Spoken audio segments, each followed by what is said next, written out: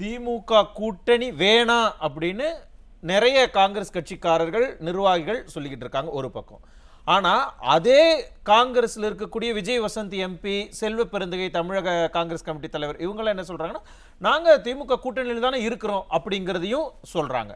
இன்னொரு பக்கம் என்னன்னா, கிரீஷோடங்க சொல்றதெல்லாம் ஒரு சொந்த கருத்துன்னு வேற சொல்றாங்களே. உண்மையாலுமே இவங்க சொல்றது அவங்க சொந்த கருத்துன்னு எடுத்துக்கணுமா, இல்ல திமுக கூட்டணி வேணும்னு கேட்கறாங்களே காங்கிரஸ்காரங்க, அவங்க திமுகவோட குரலாக ஒலிக்கிறாங்கன்னு எடுத்துக்கணுமா?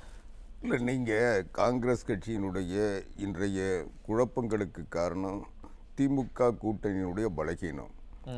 பலகீனம்னா அதனால் திமுக கூட்டணி இப்போ பலமாக்குற முயற்சியில் முதலமைச்சர் ஸ்டாலின் ஈடுபட்டிருக்காரு.